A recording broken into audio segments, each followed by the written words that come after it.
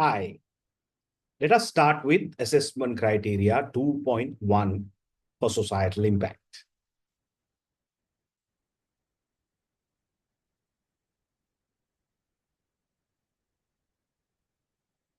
So in this theory video, we are going to appraise the organizational actions and activities to drive attitudinal and behavioral change within the organization. And the indicative content, we have some theories, some practical discussions. Some key theories are the McKinsey's 7Ss, which is a theory that we use to analyze the internal environment. Then we are going to look at the Porter's 5 forces through a responsible lens. We are going to look at the Porter's 5 forces through a responsible lens.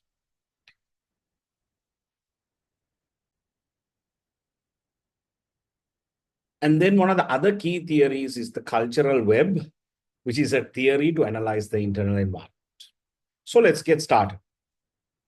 So we first understand what are some of the internal tools, the tools and techniques that can be used to analyze within the organization, the boundary of the organization. So the internal environmental analysis techniques. So here are some tools, the VRIO analysis, which we have done already. The VRIO analysis. The value chain analysis is another theory. McKinsey's 7Ss framework. We're going to look at that today. The BCG matrix, which is the Boston Consultancy Group matrix. Equality, diversity, and inclusion analysis techniques. Gap analysis. Co-competency analysis. The cultural web, and leadership styles. So the internal analysis tools may continue. There is a larger list, but these are some of the theories which can be used to analyze the internal environment. So some of the techniques that we have discussed already in terms of equality, diversity, and inclusion. Now, think about your organization. Think about the diversity of your organization. I know we have a problem in Sri Lanka right now, which is the economic crisis. Therefore, many are unemployed. The company's challenge is to increase revenue. We are a small market. We don't have too much of pressure from the regulator, from the government, from society for organizations to think about diversity. But when we talk about diversity in a larger market, guys, if you look at the states where there is a large population, if you look at countries like China, India, if you look at even Britain, where diversity is upheld quite a bit. Today, we talk about the different LGBTQ diversity requirements. And those are upheld because you're doing a British exam. You need to understand these are global phenomena. There we talk about diversity, inclusion, inclusive. You need to ensure that everyone is given a fair and equal opportunity, and everyone will not be discriminated based on their gender, ethnicity, religion, race, color prejudice, socioeconomic condition, where they live, what their capacities are physically, able, disabled. So these are huge challenges for organizations. If you look at large organizations, now in Sri Lanka, MAS Holdings employs, after the military, the largest amount of staff. And in companies like that, equality, inclusion, diversity are some things that you need to uphold, because if you don't do that, then obviously the staff, the employees are going to hate the company. And you are obviously going to have so many people. It's like a school. Even in a school, you'll get so many different kids and children. Isn't that right? Think about your school. Think about all the schools that you've gone to. There's so many different people from different areas in life, different abilities, right? So how do you increase your level of tolerance? And how do you look at it in a positive way, in an inclusive way, rather than framing your mind and judging people based on any of those prejudices? So we should avoid judging people, right, based on any of these factors. And that is something that only educated people will do. If you're uneducated, you still will have problems in equality, inclusion, diversity, and tolerance levels. But if you are educated, now the more you travel in the world, I have been to 74 countries now. By the end of this year, I'll be traveling to another few new countries. Hopefully, according to my plans, maybe I'll hit 80 countries. Next year, I want to hit 90 countries. Every year, I want to try and do 10 countries, 10 new countries. Hopefully, if we don't have COVID. That is my goal, right? That is something I really enjoy doing. And before I die, hopefully, I want to cover all the countries in the world. And the moment you go out there and see the world, guys, this is so true. Life is short. We need to ensure that we treat everyone, every human being equally. And the more you open your mind out there to the world, you understand that we are frogs in a well. So, islanders mentality. Sometimes if you are working for a small company, you don't think beyond that organization. So these are all mentalities, sicknesses, sometimes I'd like to call them, that you need to overcome through education, right? So you can undertake different analysis techniques like workforce demographic analysis, pay equity analysis, right? Of course, that is mentioned twice there. Bias audit to see whether there's any bias in hiring, promotions. Sometimes it can happen unconsciously as well. Workforce demographics is to understand the gender equality levels, board representation, management level representation of females. So demographics, age, do you have all age groups represented, all genders? Bias audit, hiring and promotion processes. And you can undertake qualitative assessments, focus groups, and interviews, where you interview one-to-one or few people from different departments inside the organization to understand the level of diversity, inclusion, and equality tolerance levels, what they think. Sometimes they open up with a lot of important points. Leadership diversity assessment, supplier diversity analysis. So these are all the techniques that one can use to analyze ED&I.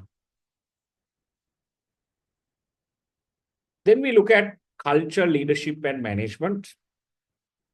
Organizations that balance culture, leadership, and management effectively tend to have higher employee satisfaction. Higher employee satisfaction. So if you are managing your leadership effectively, culture of the organization, you will have happier employees, experience greater financial success, because when people are happy, they perform better. adapt to change more efficiently. So you will be able to change, and change is a constant. Change is something that you have to always do and build sustainable long-term growth. So these are some of the things that you need to be mindful of. Culture and leadership. Very, very important in managing the staff, their motivation levels, and ensuring business success. So one of the theories that we use to analyze the culture is called the cultural web. So the cultural web by Johnson and Scholes has these factors. So if you are to analyze the cultural paradigm, you have to understand these factors in the organization. If you are to understand the cultural paradigm, you have to understand these factors in the organization. So Johnson and Scholes says, understanding the cultural paradigm means understanding the stories in the culture. What do you mean by stories? Stories are the grapevine, right? So the grapevine or the stories means the gossip in the culture, the gossip, right? So sometimes you may have a lot of people who will spread stories in the organization. That is also part of the culture. What are discussed in the corridors, what are discussed in the lunchrooms during lunchtime. That will really, if you listen to those conversations, it will tell you the climate, the real culture in the organization, right? Then rituals and routines. So the rituals are the kind of activities that you do constantly in the organization, the routines. Now, do you have a meeting culture? If so, it's a ritual in the organization, right? There are some companies, they only meet, all the time meeting. No time to work, only meeting, right? Do you have, do you celebrate success in your organization? So let's say if you achieve something, if you win an award, if you achieve high sales, do you celebrate success? If so, that is a ritual. Some companies do this, right? They celebrate the success. Some companies, no one even comes and talks to you. Some companies, you go to the chairman's office, you get a certificate, chairman's award. So that's a ritual, that's a routine. Okay. Control systems are the level of control that you will exert on your employees. Some companies, to go to the bathroom also, you have to tell the boss and go. Otherwise, boss will ask you, why did you leave your seat? No. Some companies are now, Harry Jayawardena, who recently passed away. Harry Jayawardena used to manage his large empire with a tight fist. He used to control quite a bit. But that is his success. That is a success of his business empire, where he would sometimes go to the extent of checking petty cash vouchers. He would go to the extent of checking petty cash vouchers. As the chairman of the company, so many companies he has, but imagine going to check petty cash vouchers, because he believes that a lot of fraud and waste takes place when you sign the petty cash. And then he'll start asking questions. Why did you claim so much of mileage for your transport? Why did you go and local purchase this from here without going to the Polar and buying it? So when you do that, everyone is careful. The accountant, people who spend, everyone is careful. So that is sort of a tight-fisted control regime of management. Now that can be success in some situations. In entrepreneurial organizations, in some contexts, that can be successful, but not always, because you have today what we call a knowledge worker, And knowledge workers don't like people breathing down their throat. They like liberty. They like leadership who would trust them, who would, sort of lead, but not micromanage. So control systems. Now, if you look at uh, the Berkshire Hathaway owner, Warren Buffett, who's one of the richest people in the world. So Warren Buffett's style of leadership, guys, is very different. Warren Buffett says, I will allocate capital. You all run the business. So he will tell the CEO, I have allocated capital. Now don't call me, don't email me. Once a quarter, come and brief me. That's it. Right? Don't disturb me. You run the business and make sure it's run at a profit. So you can see the degree of control is absolutely non-existent. And he is one of the richest people in the world. So my point is, both extremes can be successful, but you need to understand the degree of control you have in the organization. Then the symbolic activity. What are symbols? The organization, guys, is full of symbols. Every activity in the organization conveys a message. So sometimes the CEO is given a mug, right? Showing that he's the most important. Then the next level of management is given Toyota. Next level of management is given Maruti. Next level of management given bikes. So you are showing with the type of vehicle, the level of importance, which is a symbolic activity, symbols, right? So company is full of symbols. Sometimes we can give different fonts based on different levels. There are different cubicle sizes. The senior you go, your cubicle gets bigger and the space gets bigger. So time language, space language, all this can be symbols. So when you understand the organization, you understand symbolic activity. Symbolic activity. Then you have power structures, right? Power structures and organizational structure. Now, the organizational structure, guys, is the formal structure of the organization. The formal structure of the organization. So, for example, you'll have managers, leaders, and then you'll have staff. Now, here, in the organization structure, leaders will get authority. They'll get position. They'll get a designation. So you will use your designation sometimes, or your position, or your authority, formal authority. This is formal authority. You'll use your formal authority and say, I am your boss. If you don't do this, I'm going to punish you. I will cut your salary, or I will not give you bonuses or increments. So if you do that, you're using your formal authority, which comes through the structure of the organization. Got it? You're using your position, your designation, or your formal authority. So you can use this to award people, punish people, or reward people. Right? So you understand the formal organization structure. Where does formal authority reside? Then you have what we call informal authority. Informal authority, that is power.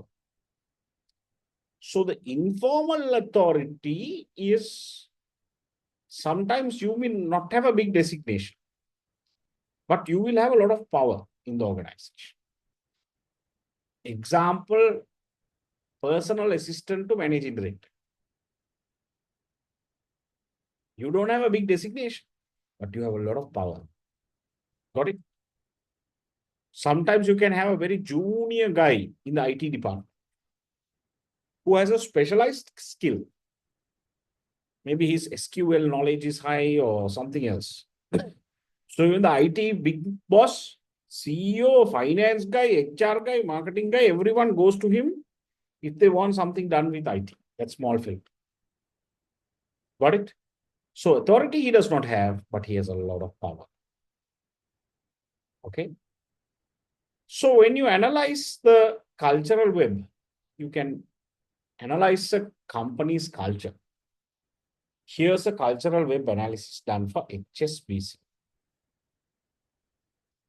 HSBC. So you can do it in this fashion, where you take each factor and understand finally the cultural paradigm of the organization. Okay. So one of the key things that you need to worry about as a HR person is this. How do you get the best talent, which is acquisition, and how do you retain the best of talent? So it's not only the HR person's responsibility. Even the marketing guy runs a department. Even the marketing guy needs to think about this. So you need to have a strong employer brand. You need to have targeted recruitment strategies, because you can't just rely on ads. You need to headhunt. You can have an employee referral program, because employees can go and bring potential employees that fit the culture of the organization. Diverse, inclusive hiring practices, competitive compensation and benefits, streamlined hiring processes. All this is very important to ensure you have the right staff in the organization. Career development and growth opportunities must be present. Employee engagement and recognition, work-life balance and flexibility, inclusive and supportive work culture. So if you practice all these, you will then be able to acquire the right kind of talent and retain the right kind of talent in the organization, which is critical.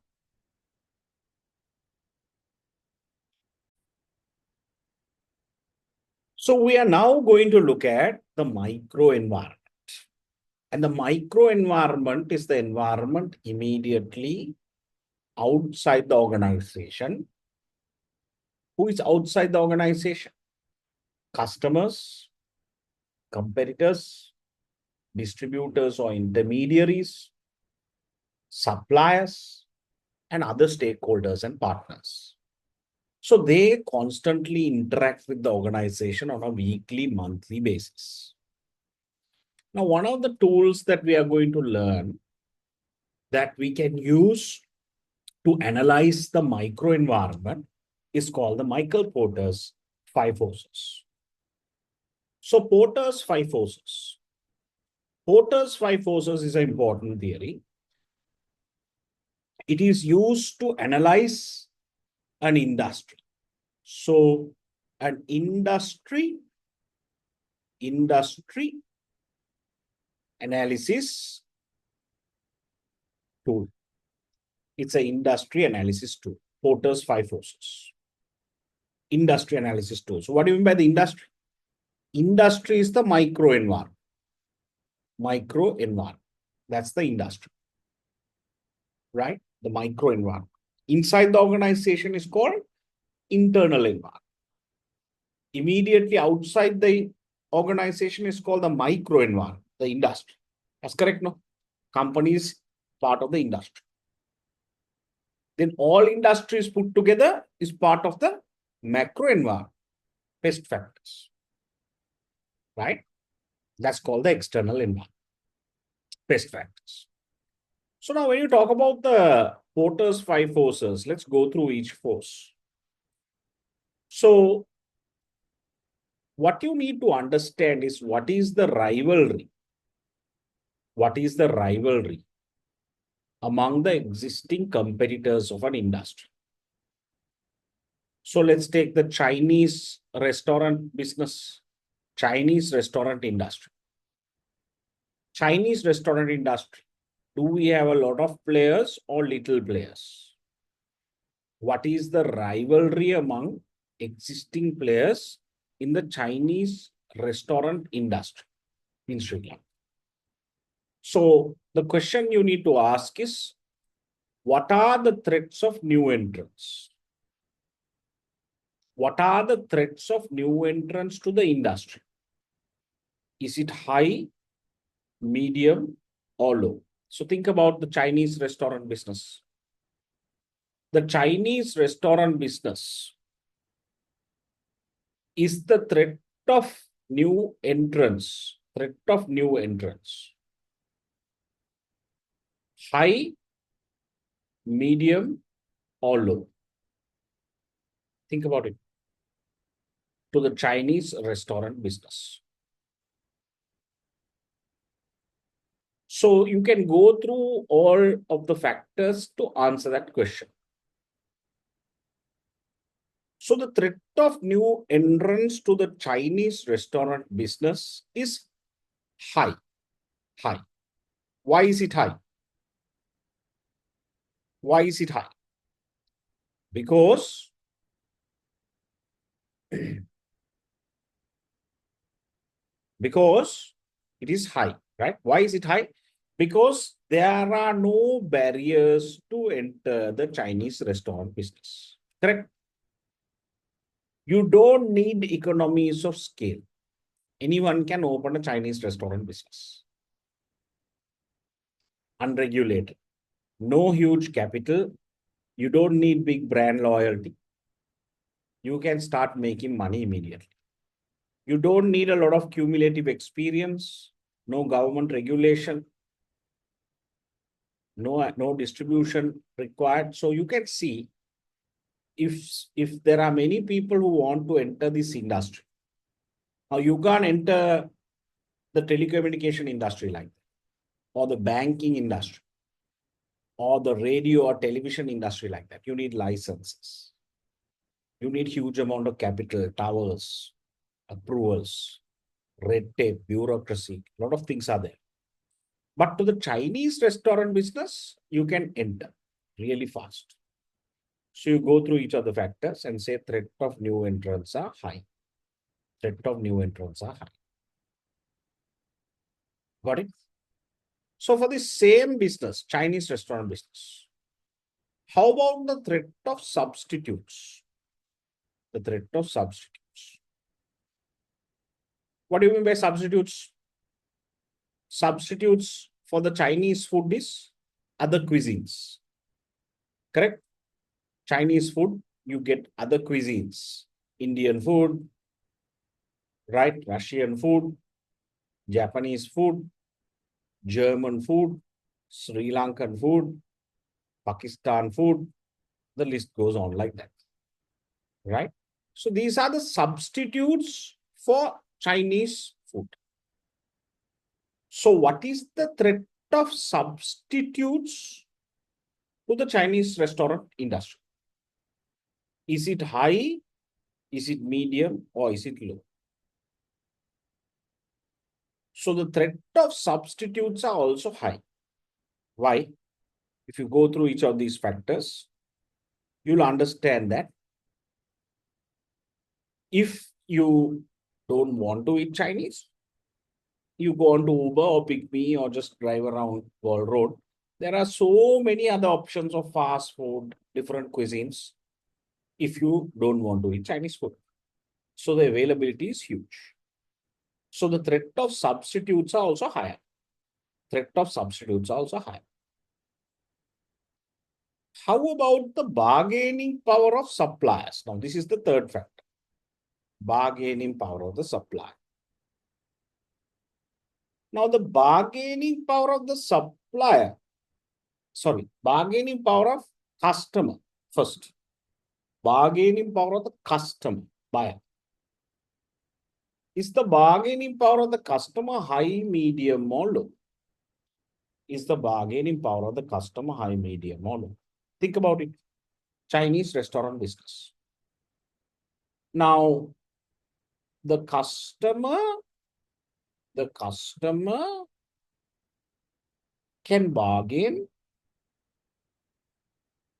Does the customer have high bargaining power, medium bargaining power, low bargaining? So you can go through these factors And when you look at all the factors, what you realize is bargaining power of the customer from Chinese restaurant business is also high. Why is that? Why is that?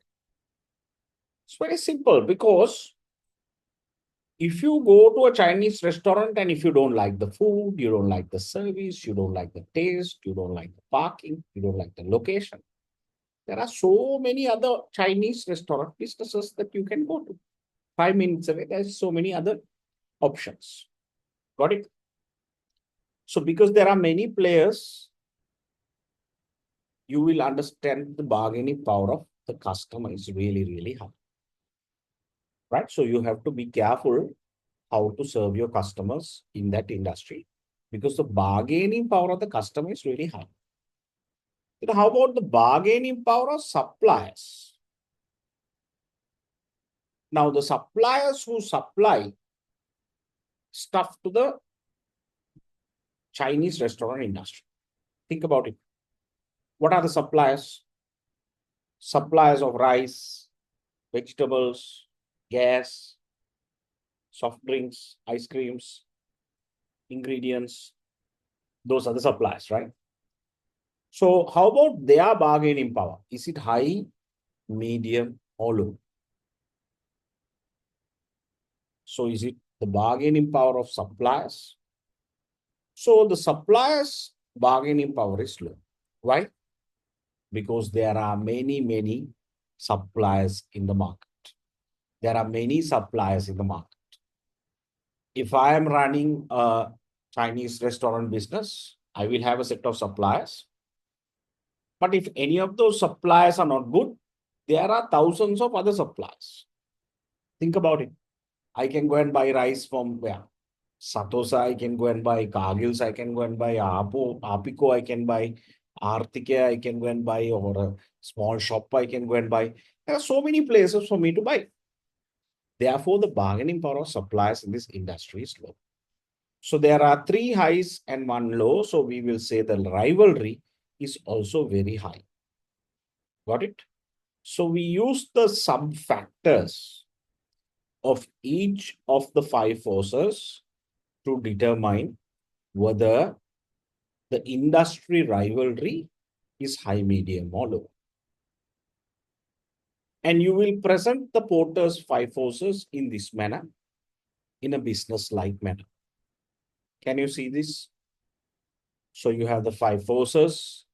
These 5 forces is done for HSBC. You will select these drivers from the sub-factors that you just saw. And then you'll write the implication of those drivers and talk about the impact. Is it high, medium, or low? Is the impact positive or negative? So this is how you'll present the Porter's 5 forces. Now, why did we learn the Porter's 5 forces? It's an industry analysis tool. It is used to understand the microenvironment. It is used to understand the rivalry in the existing industry. But what is important for us here in societal marketing is to understand the Porter's 5 forces through a responsible lens. So if you are to analyze the industry and if you are to use this tool from a responsible lens, responsible marketing, societal marketing lens, then the bargaining power of suppliers in the food and beverage industry, supply chain exposure to climate change is a key issue. Clean water scarcity, recycling, which may lead to higher prices by suppliers. So bargaining power of suppliers are high. Then bargaining power of customers. Large retail customers can have significant bargaining power over suppliers and influence the sustainability of characteristics of the products they purchase. Threat of new entrants. Factories may need environmental certifications to start a factory, which may act as a barrier for a new entrant. Threat of substitutes. A coffee competitor is a substitute for a tea company, correct? The tea company may need to increase its sustainability focus over the coffee company. in order to have a competitive advantage. Then the rivalry among the industry players. Companies can compete over the sustainability credentials. So this is how you will look at a Porter's five forces from a sustainability or a responsible marketing lens. And now let's look at another important tool to analyze the internal environment. This is called the McKinsey's 7Ss. The McKinsey's 7Ss. So the 7Ss, as you can see by McKinsey, has these components. Shared values. What do you mean by shared values? Shared values means the culture of the organization. So you need to understand what is the shared purpose. What is the shared purpose? Do everyone believe in the success of the organization? Do everyone have one purpose? Or are they having different agendas, different purposes? So that is the culture of the organization, the shared purpose, the shared values. Then when you analyze the structure of the organization, is it too hierarchical? Is it bureaucratic? Is it a flat structure or a tall structure?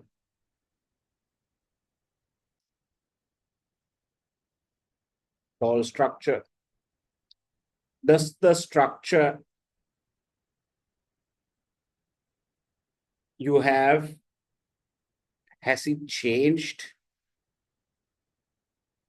Because when the strategy changes, the structure needs to change. Or are you going with the same structure always that you've used for many, many years?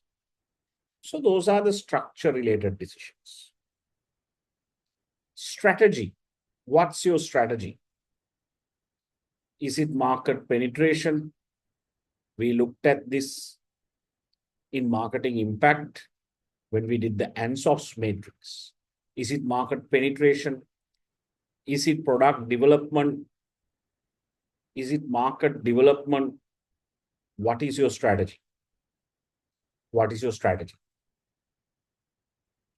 What are the skills?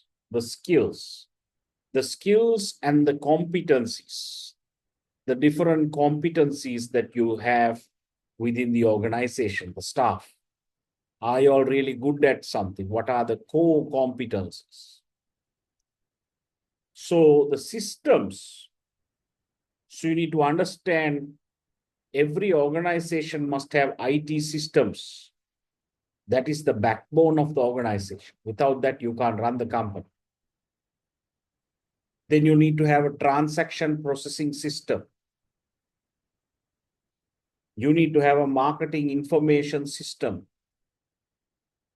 You need to have a competitor intelligence system. There are systems that you need in the organization. Without these systems, you can't grow and do business. Style means the leadership style.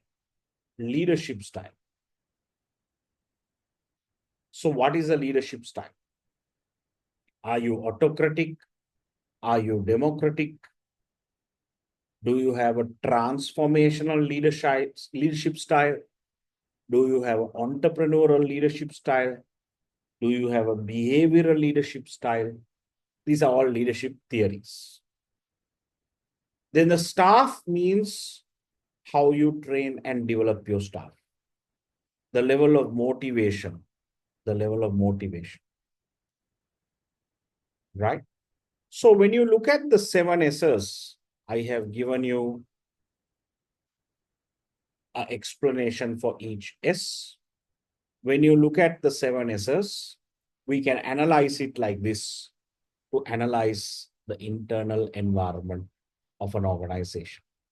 The internal environment of an organization. So McKinsey's 7Ss can be used as a tool to identify the barriers to long-term well-being for everyone in the organization. The long-term well-being. That's how we will apply it to societal impact.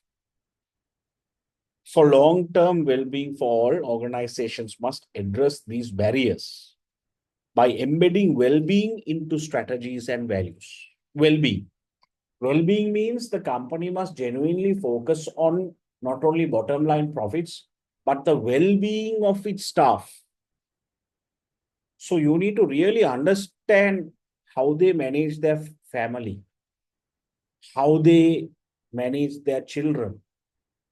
Are they mentally stable? Do they get mental support? Well-being means their nutrition, their exercise, yoga, and all the kind of requirements to manage a physical, healthy lifestyle. Creating inclusive policies and flexible structures. Flexible structures, part-time, work from home. Training leaders to support mental health and diversity, equality, and inclusion. Mental health. After COVID and also the financial crisis, this mental health support is something that we really, really talk about and is important because everyone was locked down and the mentality, the psychological mentality of human beings is that when there's a change, a drastic change in lifestyle, then your behaviors change, your attitudes change, your values change, because you are dealing with human beings. So mental health support. People are getting suicidal, people are depressed, and that can be not only because of a mental problem. So the word mental is a wrong word to use, but it can be psychological. It can be health related, right? Ensuring that workplace culture and systems promote equality and balance. So this is how the 7Ss can support the topic of social impact. All right. So that is assessment criteria 2.1. I will see you in assessment criteria 2.2.